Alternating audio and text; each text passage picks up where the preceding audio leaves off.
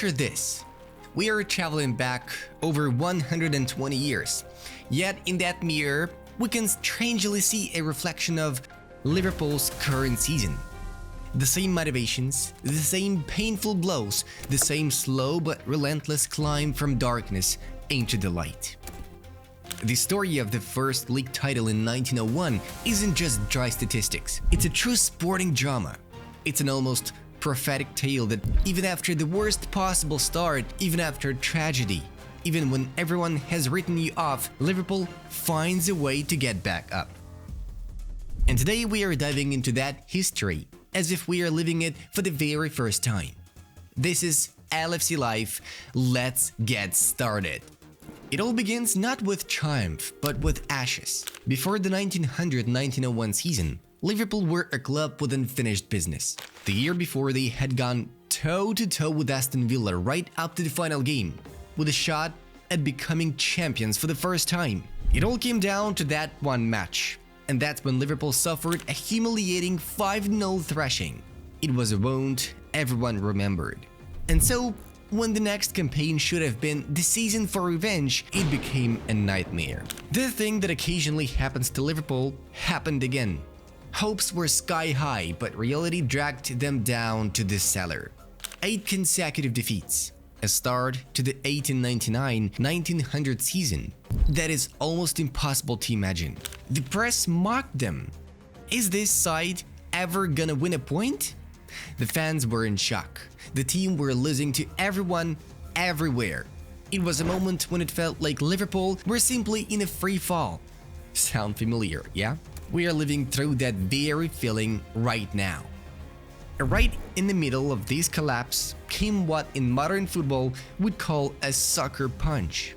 The death of George Allan, the team's star striker, the lad who carried the whole attack at just 24 years old. He didn't even make it to the preseason. Tuberculosis claimed him before the league campaign started. It wasn't just a blow to the front line. It was a feeling that the heart had been ripped out of the club. When I read about it, I had shivers. It's hauntingly similar to the Diogo Jota situation. The season seemed buried, but it's precisely in the moments when everyone writes Liverpool off that someone appears to change everything.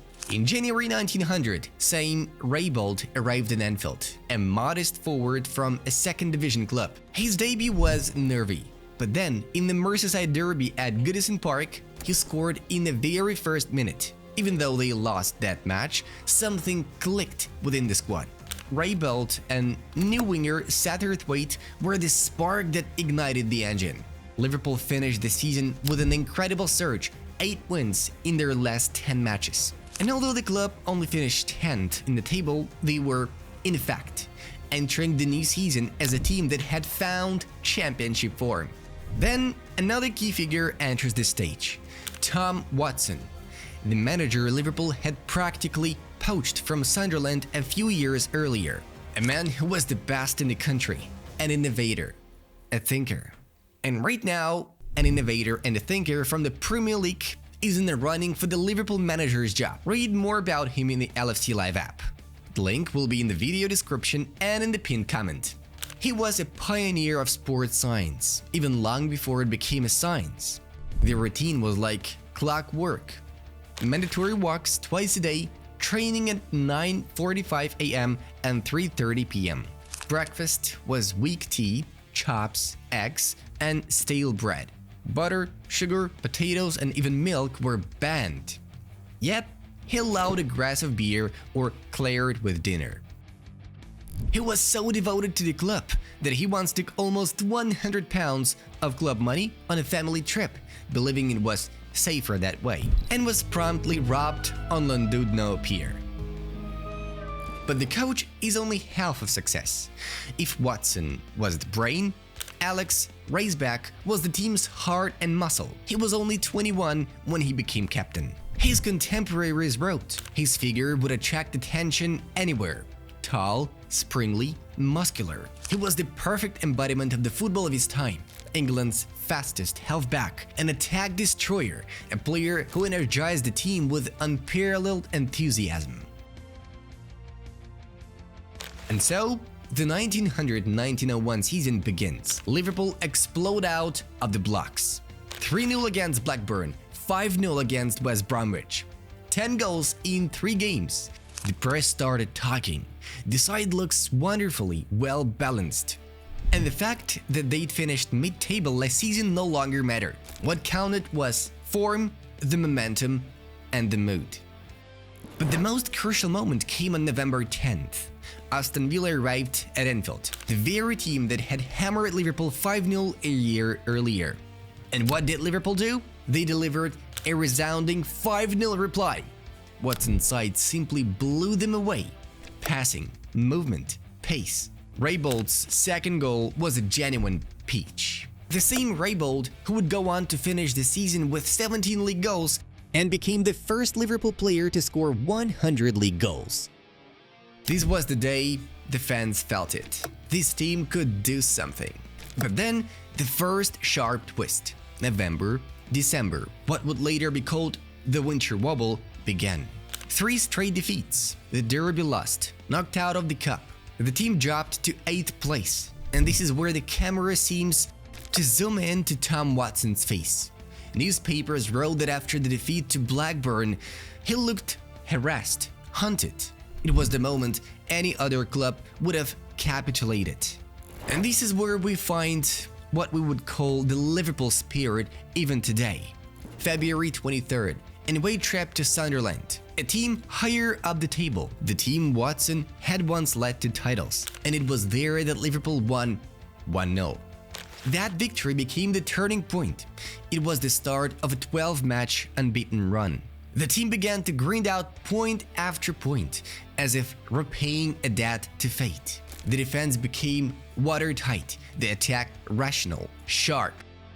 And so we approach the end of the season. Sunderland had already finished their campaign with 43 points. Liverpool had 41, but 2 games in hand. 2 games, each of which was either a path to history or another collapse. April 27th, the match against Nottingham Forest at Anfield. The pressure was immense. A draw, and the title would slip away. And Liverpool delivered a perfect performance. Robertson's shot hit the post. Cox put in the rebound. Goalie scored from a free kick. 2-0. Liverpool drew level with Sunderland on points, but still lagged behind on goal difference. Everything rested on the final match. April 29th, West Bromwich Albion, a team already relegated. But these types of matches are sometimes the most dangerous. It came down to one strike. John Walker received the ball and fired it in. 1-0. And that goal made Liverpool the champions of England for the very first time. Imagine the team's homecoming, Central Station, the crowds, the bands, the fans carrying the players on their shoulders. They tried to lift Watson too, but they couldn't. He was too burly. It's a funny, warm, human moment. And then the ruthless irony of football. On April 1st, even before the season ended, the league introduced a wage cap. £4 a week. Liverpool, which had been tempting players with better terms, was suddenly tied up. But the club found a way. Players were given other jobs. For instance, Captain Alex Raceback formerly worked as an accountant inspector, a man checking posters on city notice boards. The real position was a cover-up to pay him what he truly deserved. But the story doesn't end with a triumph. Much like today, a bright season is followed by difficulties. The next year, 11th place. Then, relegation to the 2nd division. But it was then that the most important thing became clear: resilience. Watson didn't leave. He rebuilt everything. He won the 2nd division. He brought the team back up, and straight away, he won another championship in 1906. This was the story that forged the club's philosophy. Never give up, even when you've fallen.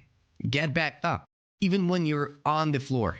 It's this combination of falls and rises that has turned Liverpool not just into a football club, but into a symbol. A place where the tragic death of George Allan turns into the spark of a new character. Where a poor start is merely the beginning of a great journey. Where the weak moments are not a sentence, but a prelude to something bigger. And if you feel that today's season also contains these motives, then you are right, because Liverpool's history always moves in the same cycle. A painful start, losses, disbelief from the outside, and a team that against all odds pulls itself together and writes its own history. It was true in 1901, it was true in 2005, it was true in 2020, and it will always be true. Because this is Liverpool, a team born from a fall, to go towards its own red dawn again and again.